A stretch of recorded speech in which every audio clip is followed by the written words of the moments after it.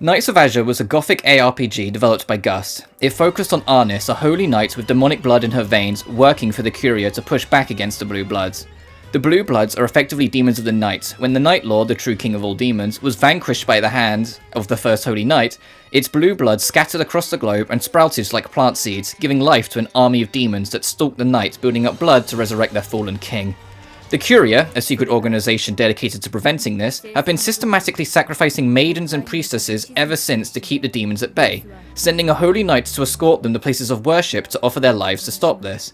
However, the Curia aren't what they seem, and Arnis knew this, so despite working for them, sought to prevent this and save the priestess she'd been in love with since she was a child, that being Lilise.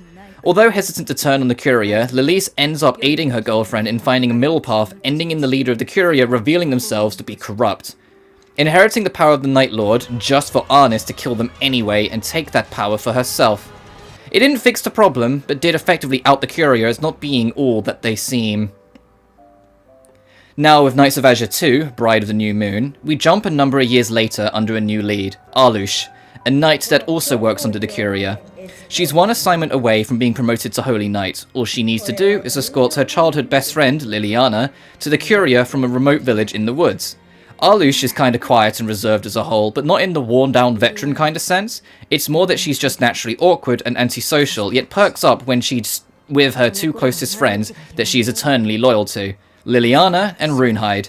They are usually referred to each other by their nicknames, Al, Lilia, and Rue, so I'll be doing the same for the majority of this video. On the way to the village to pick up Lilia shows up in the woods running away from Blue Bloods, which is an extraordinary coincidence, but you'll learn to live with it in this story. Things kinda just happen sometimes.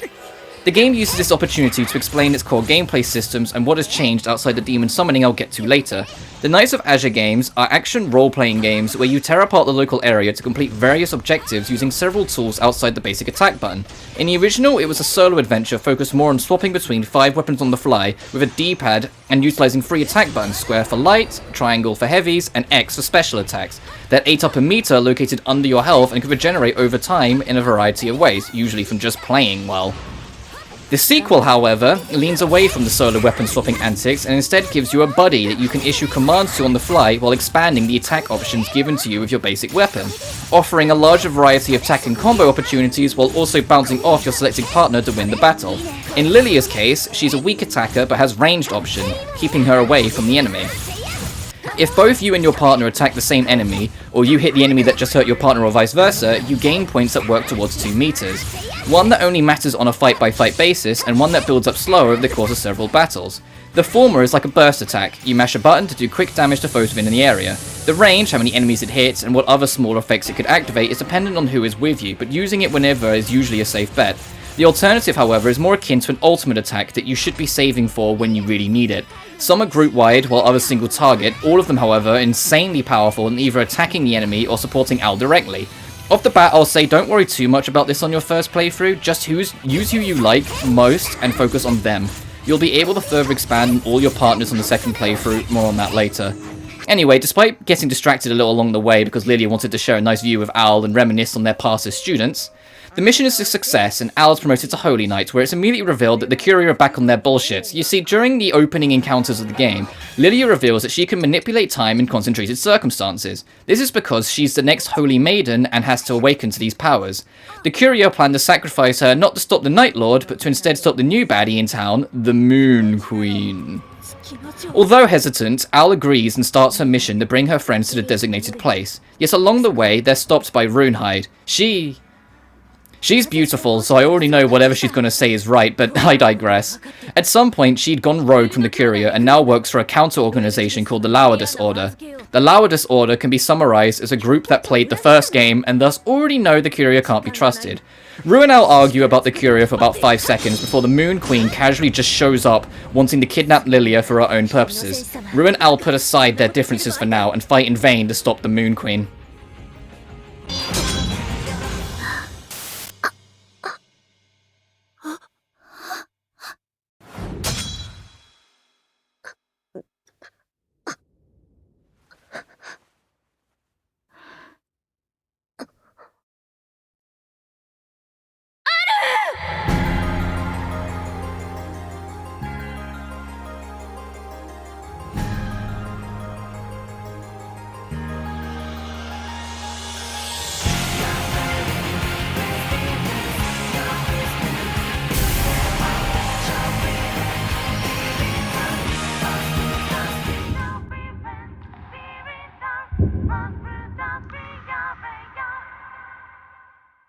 After that raw title drop, we catch up with Al resurrected a few weeks later. She had a heart transplant with a demonic one to save her life thanks to the operative skills of... This is Camilla Alucard, a researcher under the Curia, whose technology gave Al her new life, something she's deeply proud of, even referring to Al as a masterpiece.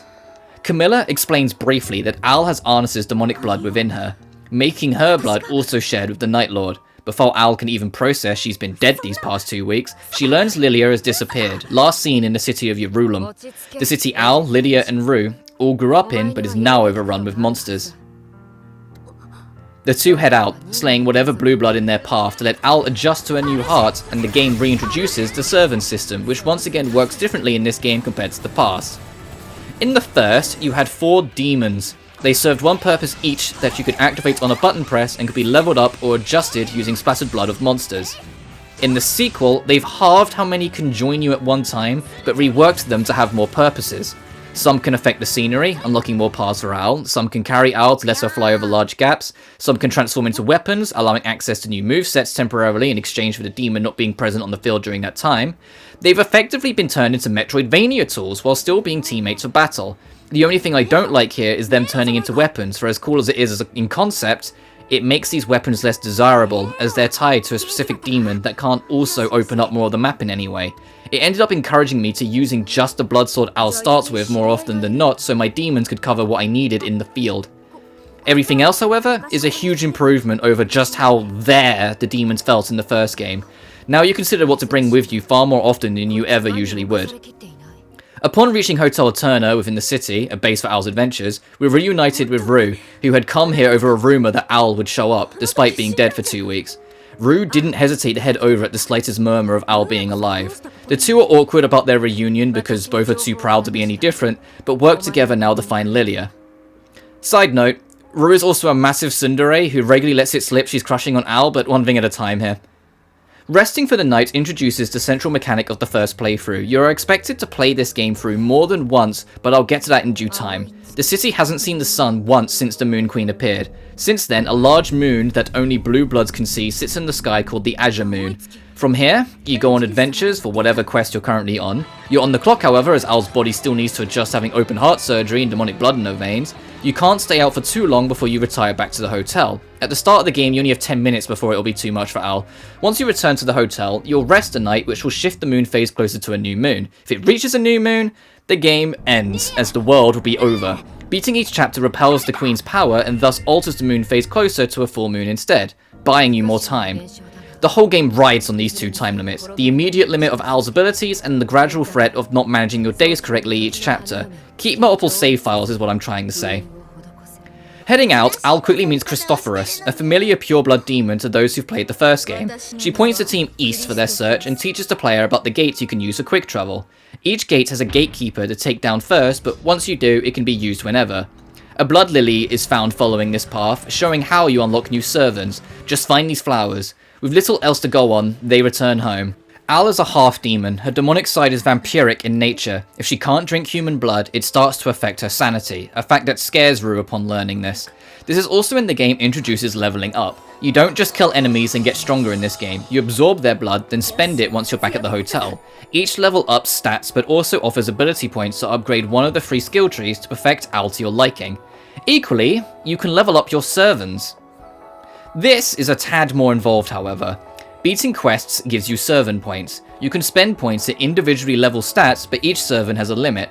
Once reached, they can evolve at the cost of losing a chunk of their levels in the process. If you want your servants to keep up, you'll have to accept letting them drop down at times to boost them later. My recommendation is to stockpile a few more servant points before you evolve any servant so that you can minimize that initial loss.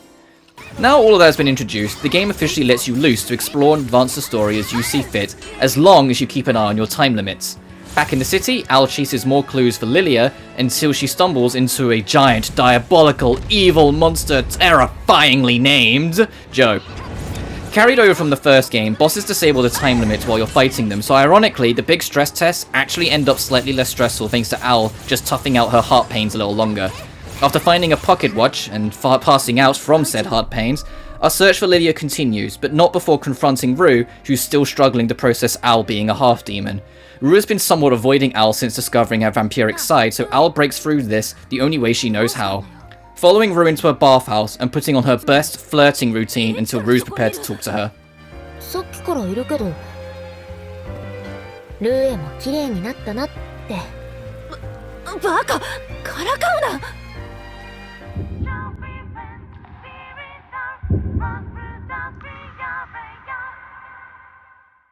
After they make up, the night is slept away with the Lower Disorder wondering where Ru is and sending off another warrior to find her, Verushka. Meanwhile, we unlock side quests and Lily ranks. Side quests are self-explanatory, small side activities you can get up to earn basic rewards. The Lily ranks, however, I need to talk about as it's a system that dictates whether you get the true ending or not. Fighting alongside a teammate can result in them getting closer to Al. When close enough, you unlock special quests or events that bloom a friendship between the two over time. These often require days to be burned in order to do them, so you'll have less time to push the moon phase back as a result. Most of these lead to cute or cheeky back and forths between characters, but ultimately unlocks them new skills and buffs to aid in battle. A few too many of these scenes suspiciously lead the girls into the bathhouse, however. Okay, I guess I should talk about this if it hasn't been obvious enough already. This game might have this gothic action feel to it, but it's also kinda horny at times. Nothing too crazy, but it does earn an eyebrow raise from time to time, and I'm aware that it can be a deal breaker, so I wanted to call attention to it. That said, Al's heart beating so fast it hurts her from merely seeing a woman in a bikini did get a chuckle out of me, so it's not all bad. On your first playthrough, however, you probably won't see too many of them, and nor should you try to. To get the true ending, you need to completely max out Lilia's Lily rank. However, this is actually physically impossible on your first run. You simply do not have enough days to do this, no matter what you do.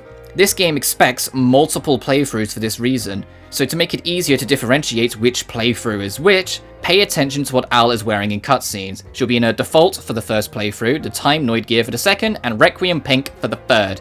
I picked this one just so you could tell which playthrough it came from and nothing else. On the second playthrough, the moon phase limit can be completely disabled, allowing you to completely max out everything in the game and beat every side quest. So if you're playing it yourself, my advice would be to not bother with any side content on your first playthrough unless it's already on the way, just focus on the story for now. In the original game, the map was almost entirely interconnected. You could theoretically run from the hotel all the way to the final boss without stopping. It was nice at what it added to world building, but didn't actually offer anything within its world to justify the extra expansion, often making the map feel like corridors of enemy fodders linking things together. This game drops the interconnected map to instead split the game into more traditional levels that merely have shortcuts to get around quicker after your first visit. But as mentioned before, this game has more Metroidvania elements to it as you find more demons and access to abilities to explore more of the map. Although the scale is smaller, the trade-off encourages you to remember key locations of the map as you explore each level and revisit them once you have what you need. This can lead to you finding a demon that can transform into a Moonlight Greatsword that you would otherwise never find normally, for example. After a few mandatory sidetracks around the city, we're suddenly attacked by Verushka empowered by Blue Blood, which leads to a pretty hectic boss fight where she'll either try to counter you or teleport around, forcing you to react quickly when she strikes. Plus her boss theme is pretty damn good too. Upon winning, Al sucks the blue blood out of her attacker to save her life, and we learn that Christophorus is looking for someone, but she's playing the pronoun game in a world I'm pretty sure is only inhabited by women, so Al has no idea who she's looking for. Verushka, after some encouragement from Ru, joins the party at this point. If you want to just get through the game fast or simply don't value defense at all, have her join you. On your first playthrough, it's either her or Runehide that you should be riding with, hence the special mention here. She doesn't have much of a life expectancy thanks to unfavorable experiments, nor does she understand much outside of whatever mission she's tasked with. She's so sheltered she doesn't even know what fun means. But the theme that played when fighting her more than makes up for it. My goodness, does it make up for it.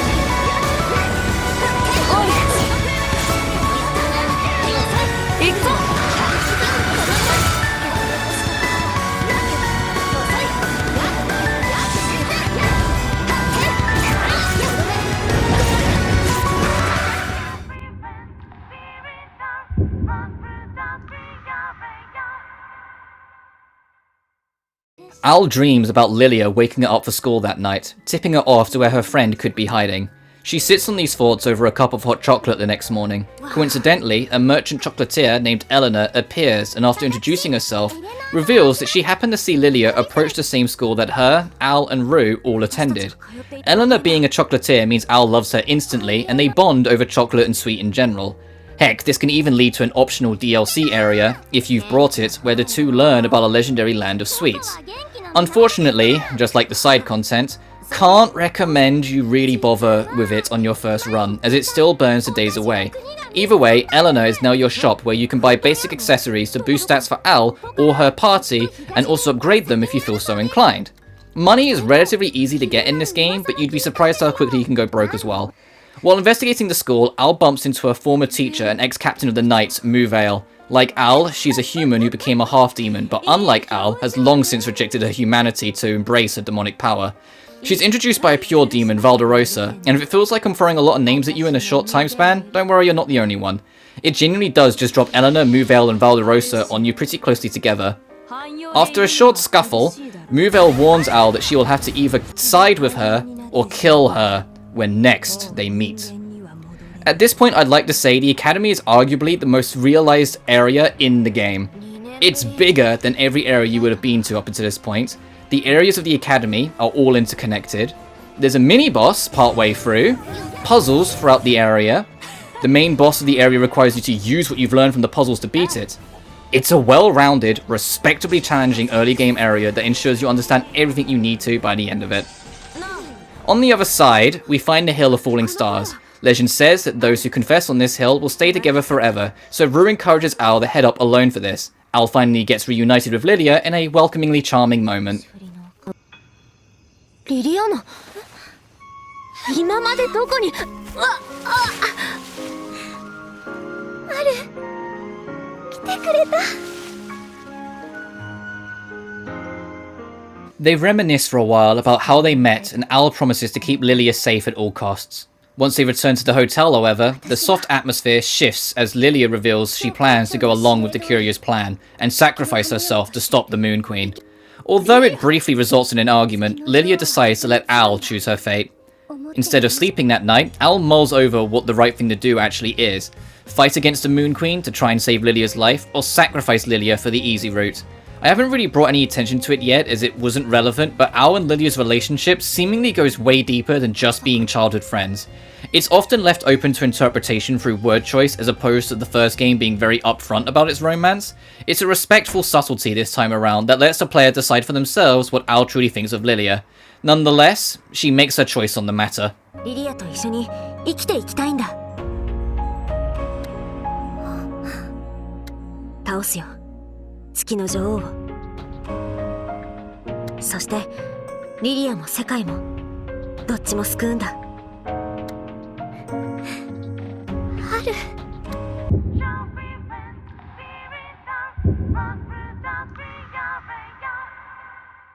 Al's mind is made up. She will face the Moon Queen head-on. Camilla reports sightings of a powerful demon near the local mines, so that becomes our new objective. Yet when Al mentions that Muvale could be there too, the doctor hesitates. You don't have to chase this up, by the way. You can just leave to the mines, but doing so will reveal 3 key details. Firstly, before the experiment that gave Al her demonic life, Camilla had another test subject. That was Muvale. That experiment was a failure that Camilla has been guilt-ridden about ever since. Second, when they were both still human, Muvale had made Al promise her that if she ever went wrong in life that Al would cut her down to stop her. Finally, Camilla believes Muvale could be saved by Al drinking her blue blood, but doing so could start to have dire consequences on Al, considering she already drained Verushka a few days prior. Despite this, Al heads out anyway to the mines that are actually an old Curia lab, the same one used to experiment on Muvale before. It's now overrun with demons, and they mean that! Jesus Christ, did they mean it! The Academy was a fully realized interconnected dungeon. This is a long linear hallway strung along with battles, with nothing but stage hazards such as poison floors to break up the action. Literally drops from best dungeon so far to worst just like that.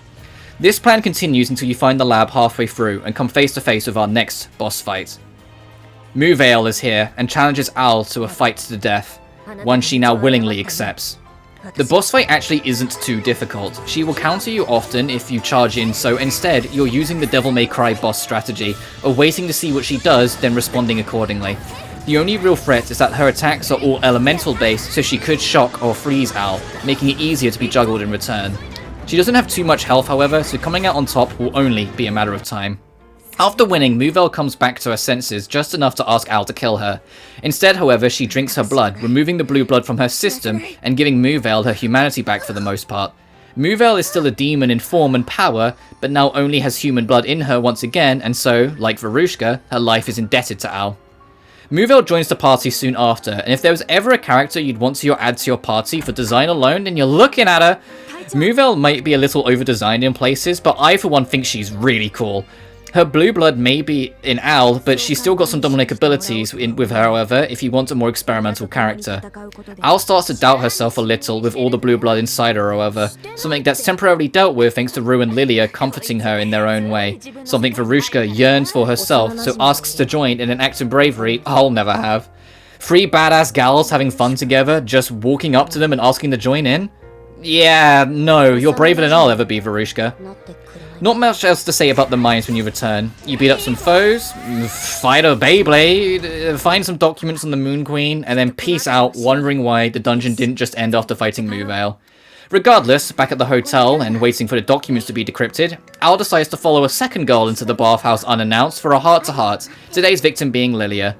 Lilia admits she's starting to have her own doubts. She's willing to sacrifice herself, but also wants to be with Al, something that dying would kinda get in the way of, oddly enough. 私はアルとずっと一緒にいたいと思ってるんだって。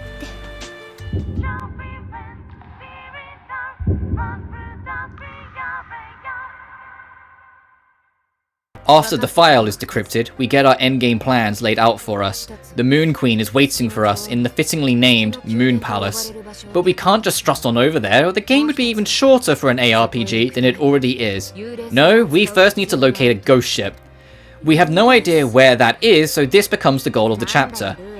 This chapter is unfortunately the leading example of why I insisted earlier that you don't bother with side content unless it's already on the path. The game doesn't warn you of the fact that this chapter will have you revisiting several past dungeons. Each visit will cost a day on your timer. You could try some side content, leave yourself with what you think is plenty of time to spare, and yet be caught off guard when you're forced to burn 5 days minimum just to nudge the plot along marginally. The game autosaves at the very beginning of each chapter separately from any of your manual files. This is because if the timer hits 0, it will load this one, meaning all of the side content you tackled will be lost as well.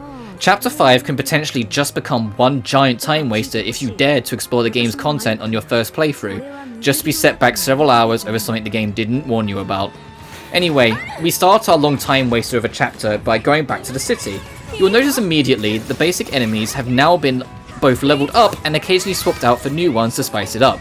A great evil lurks in the city, however, that soon shows itself in all its terrifying might. That's right, fucking Joe is back, and he's even easier than last time.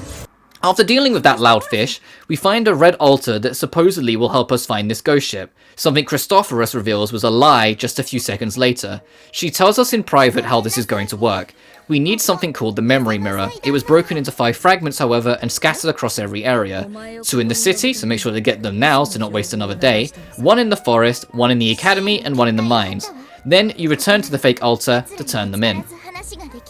These fragments aren't hard to find, so you should instead see what little quests in each area you can knock off while you're in each zone for some extra accessories.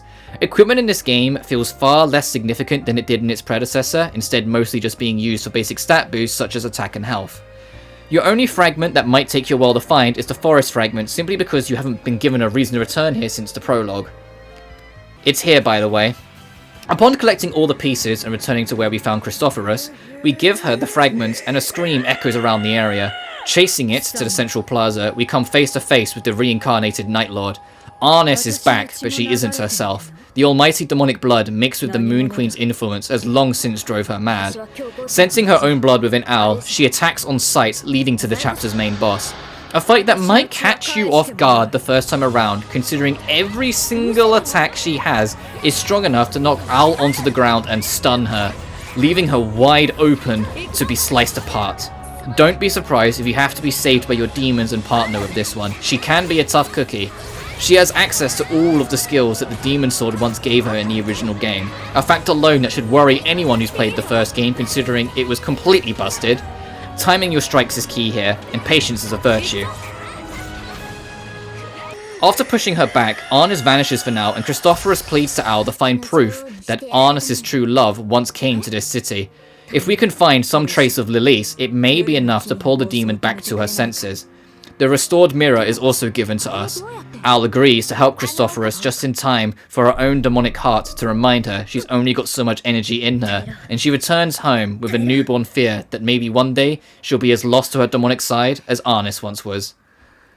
Back at the hotel, Mouvel and Camilla finally reconcile about the latter leading the experiments on the former that turned her into a demon. Al reaches out to Lilia for advice during this, unsure of what to do with her own rising anxiety surrounding the potentiality of her becoming a demon. But she doesn't end up offering the best advice, so Al instead makes a plan, one she asks Rue to enact, and leading to one of the more somber moments of the story.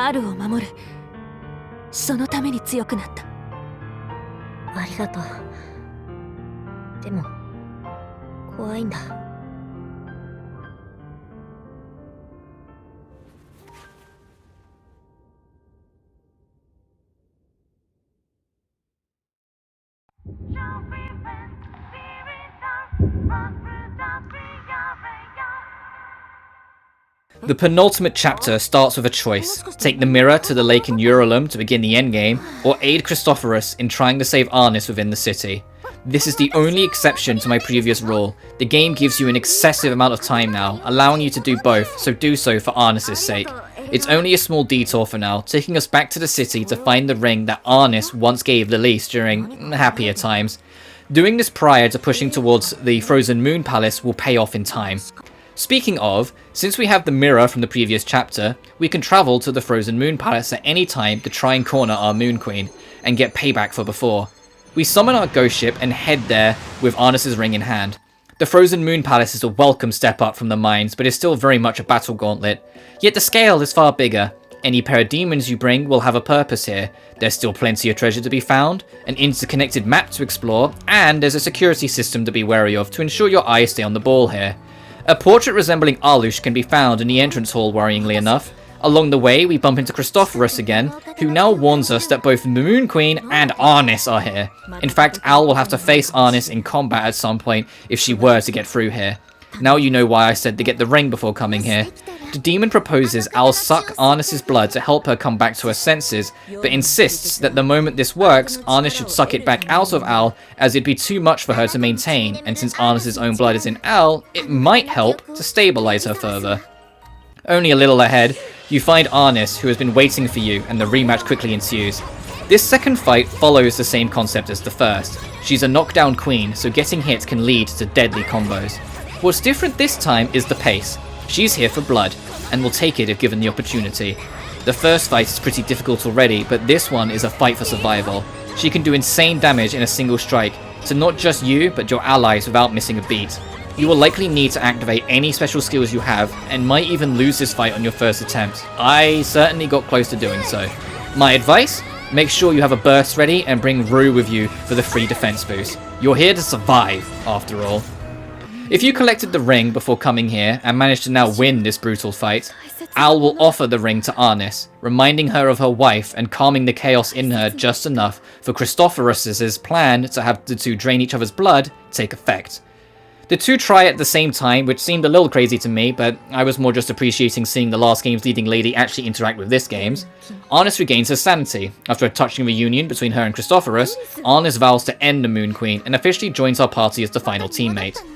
The truly legendary demon-slaying Night Lord Arnis is an excessively powerful teammate to have, I might add. She'll rip out damage like nobody's business and drain health from whoever she hits, making her a somewhat effective upgrade from Verushka. However, she will always target whichever enemy is the strongest instead of listening to you like she's Goku or something. This can occasionally make her more problematic than helpful, attracting a bigger threat over before you're ready or refusing to deal with the extras that accompany a boss. Considering how late into the adventure she joins, however, you absolutely will not be seeing her side quests on your first playthrough. At the throne room, we don't find the Moon Queen, but instead Valderosa, who after mocking our efforts a little and trying to remind us who she is, which isn't easy considering the last time we saw her was at the academy in chapter 3, she turns into a giant spider and is refreshingly easier to deal with as a boss. She kinda just attacks and then staggers herself a lot, and the arena is huge so it's easy to just back off and wait until she makes herself vulnerable. She manages to get away in the end, but the spider demon does manage to kidnap Rue before telling Al to come to the Eclipse Palace if she ever hopes to see Rue again, setting up our real finale. While torturing Rue, Valderosa reveals that she became aware that Rue had actually fallen in love with Al, hence why she targeted her because the demon wants to know what someone holding onto love to survive torture will be like. Rue being in love with Al would be pretty cute right about now if the girl wasn't being tortured by a literal spider demon. Torture that, if the camera pans or anything to go by, gets just a little fucked up. あなたはどこまで耐えてくれるのかしら。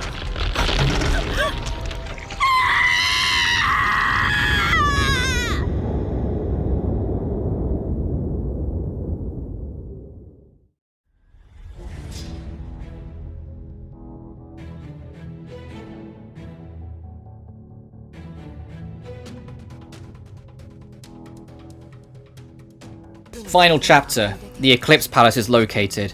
It has appeared in a nearby lake, and if you've had Rue as your buddy all game, like I have, you'll probably be sweating bricks that no one else is even close to being as built up as she was.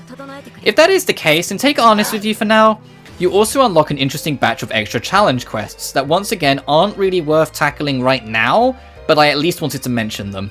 All of them involve visiting older areas and slaying at least 100 enemies with at least 3 minutes to spare on Al's time limit. At this point, you may have also picked up an Ultimate Evolution Stone for any of your servants. You only get a small handful, but it allows you to turbo boost some of your tamed demons to make them way stronger immediately. I'd recommend putting on either the Greatsword Demon Ale or the Ice Fox Freud, but any will do. Upon setting out, the Eclipse Palace reveals itself to Al and Co. by literally dragging the ghost ship into the water's reflection. There, in the void darkness, we find our grand finale and begin struggling with 3 goals in mind.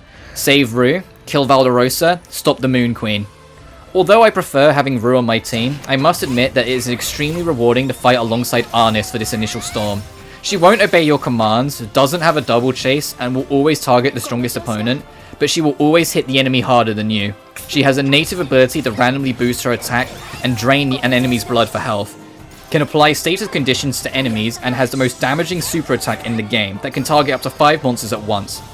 She's a force to be reckoned with, and that's without even unlocking her full potential yet.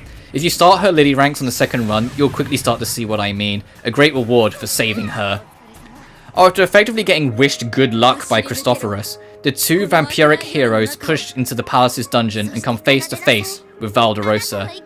Clearly she heard me when I said her first fight was easy, but instead of getting tougher, she just gets more annoying.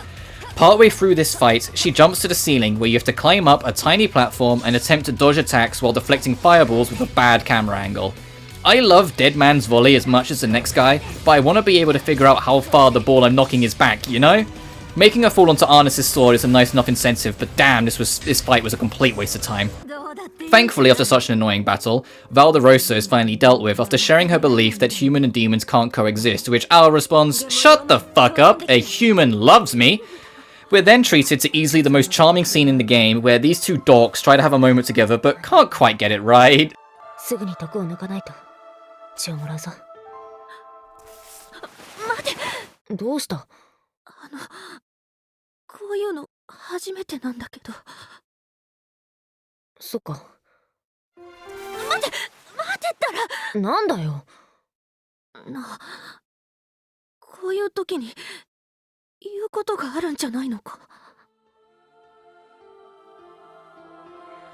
行くぞ。待てよ、待て。なんだよ、まったく。ほら、なんかもっとあるだろ。おい、待てって。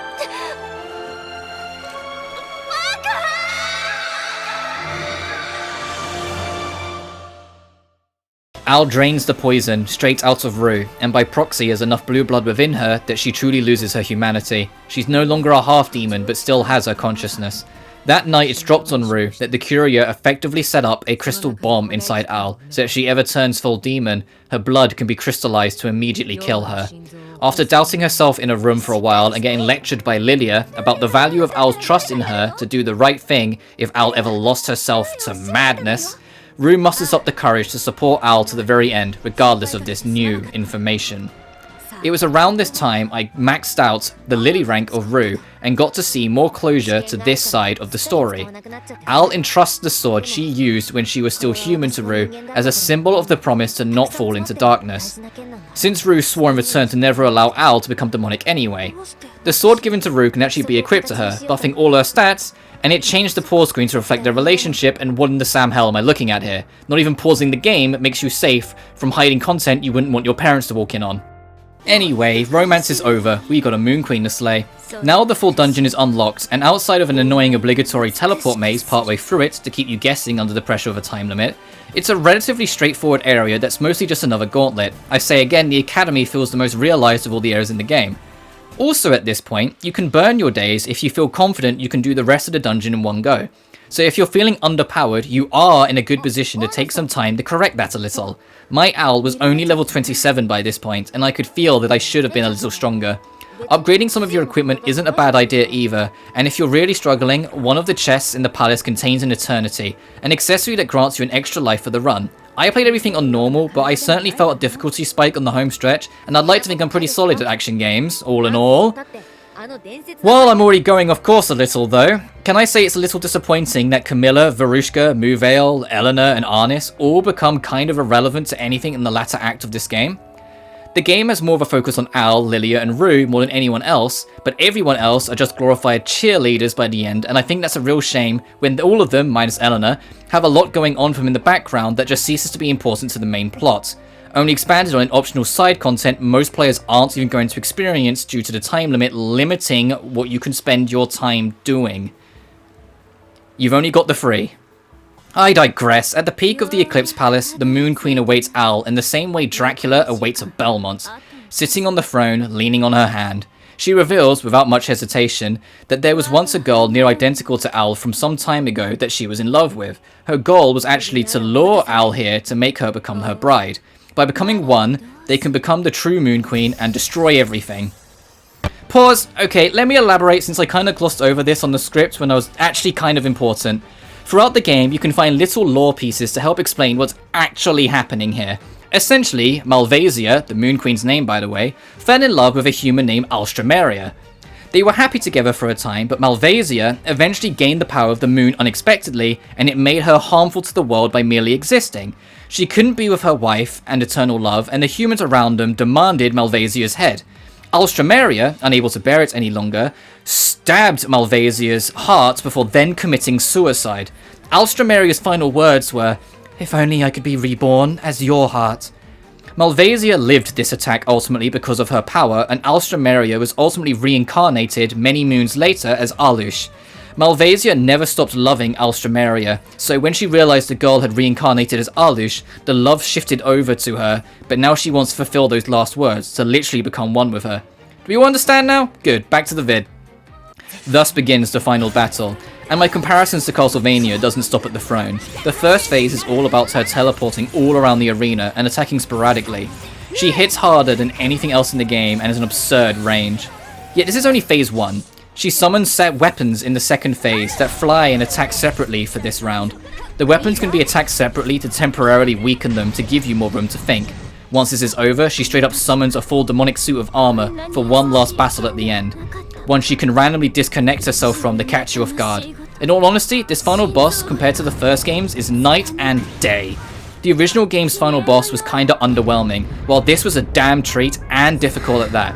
It also gets a free point immediately for doing the peak video game thing by playing the game's main theme for the final phase of this fight. Genuinely brought a tear to my eye to experience for the first time.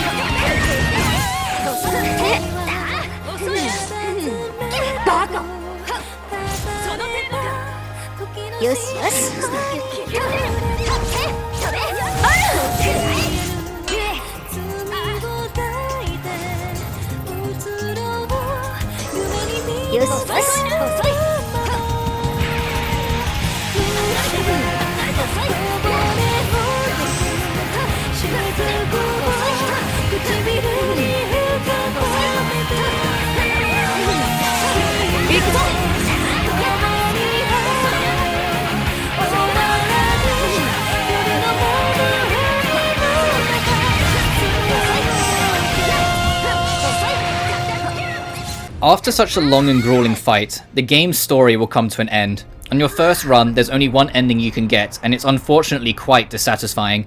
The Moon Queen's plan works. She fuses with Al to become her true form, and immediately attacks Lilia. Rue does what needs to be done and activates the crystal bomb. The game ends with Lilia and Rue looking up at shooting stars, while the sounds of Al's friends crying can be heard in the background. It's impactful as a bad ending, but feels unearned when it's the only ending you can achieve on your first run. But you can change Al's fate, of course, because now you can turn off the time limit for your next run and do every single side activity to your heart's content to change this. But I know a lot of people will only bother to get their first ending and stop there regardless of the quality, so robbing them of even an okay ending just to try and convince them to now play the game but without restrictions feels a little cheap to me. Some games can get away with this idea, but I feel Knights of Azure 2 as a whole drops the ball a little here. But that's enough for your first victory. Time for the second playthrough as we go to post-game. Off the bat, beating the game unlocks a hard mode, swimsuits for everyone because of course, an extras menu, and the ability to deactivate the time limit. I didn't touch extreme difficulty, so won't elaborate on it here. I'll try and keep this section brief as this video is already long enough, and I was curious about what the true ending had in store for me. My final playtime for my first run was 15 hours and 35 minutes long for anyone curious. My second run ended up being longer due to actually being able to take my time and do everything I could. So much so I missed a couple deadlines for this video and had to work pretty much non-stop to catch up afterwards. Whoops. However, I do need to warn you about something that, although it didn't happen on my first playthrough, did start cropping up in the second. The crashes. This game has stability issues on PS4, or at least does when played off a PS5. I assume on my first playthrough where I was constantly stopping to take notes that this wasn't an issue, but on my second playthrough where I was more just burning through the content, it stumbled. When just going through the plot, I averaged a crash every 4 hours. Although not the end of the world if you just save regularly, it is still an annoyance that detracts from an otherwise excellent game. My recommendation would be to play this game on PC if possible. On your second run, you should be spending this time trying to max out every Lily rank, not just for the rewards, but because a lot of them lead to fun world building or just odd trivia. Like, did you know Christophorus is actually Eleanor's #1 customer for chocolate? You do now! There's also a DLC sub-story involving finding the ultimate chocolate that ends in fighting a giant chocolate-making robot with a Gatling gun, and another DLC that's effectively a boss rush, but with a shadow clone of Al fighting alongside it to keep you on your toes. The shadow actually runs away to various areas in the game once you start with its own mystery to solve, so you have yet another little thing you can do outside the main story.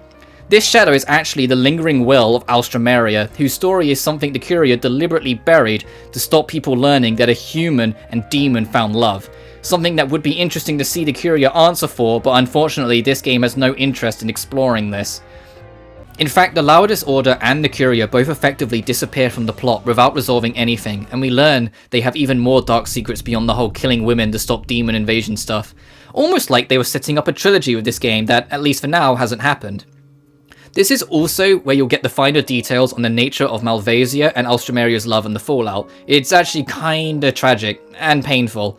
Literally, this boss fucked me up something fierce. To get the true ending, you need to not only max out Lilia and Rue's Lily rank, but also equip them with the rewards you get for doing so. Additionally, you can unlock after stories for every character as long as you have the true ending requirements and their Lily rank maxed. So if you want to see what happened to Arnis or Mouvale after the game, max them out before the end. This gets super grindy, especially for Arnis due to joining the game so late, so I didn't cover them in time for this video. The true ending though, back to the peak of the Eclipse Tower after the climactic battle of the Moon Queen, Malvasia doesn't merge with Owl like she intended to, but equally doesn't just die. I mean, she's immortal and her heart was already slashed, what were you expecting? We instead learn that all game long, Lydia has been keeping the night from ending the world by slowing the flow of time to a near halt. The reason the sun never rose wasn't just because of the demon's influence, but because time itself was moving at a crawl. She plans to sacrifice herself eternally to keep the Moon Queen locked up for all time.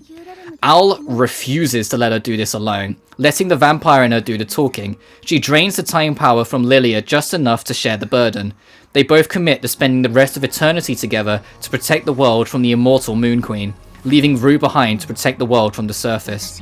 Still a bittersweet ending, but a far cry better than what came before.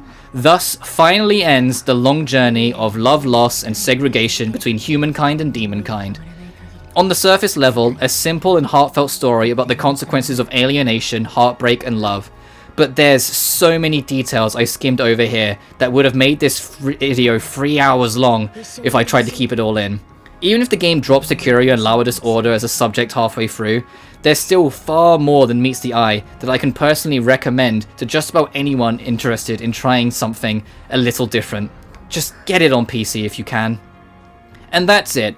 With Owl, Lilia, and Rue's story effectively complete now, a theoretical third game would likely follow another new face, but a lot else has been left unsaid. The Curia, the Laudis Order, not answered here. This is a tale of two owls and theirs alone. I genuinely enjoyed this game, however, more so than the first, and I do disagree with the seemingly common consensus that this game is one step forward, two steps back. The first game started to wear me down by the end of the first run. This, I was invested for the whole 2 runs and still plan to come back for more. It's far from the best Gust as a company has to offer, but it's certainly not a bad experience. I'd put it firmly in the middle of my list of favourite Gust developed games. Higher than the original by a long shot, but not much more than that. I hope we get a third game, as this does sometimes feel like a middle piece to a 3-act epic, but middling sales of the title might suggest otherwise. I ultimately spent just over 50 hours on this title across both playthroughs, and I'm glad I did. For a third game, however, the biggest thing I'd want is the first game's interconnecting maps with the second's Metroidvania aspects expanded. The idea of getting more out of the map by playing through and gaining new powers to explore in different ways is an addicting formula that this game felt it was on the cusp of finding but never committed to. One day, however, we might just see that return to the night to finish what we started. Thank you so much for watching. 私は私だと言ってくれる人もいた。人間と妖魔に必要なのはきっと相手を受け入れる勇気なんだよ。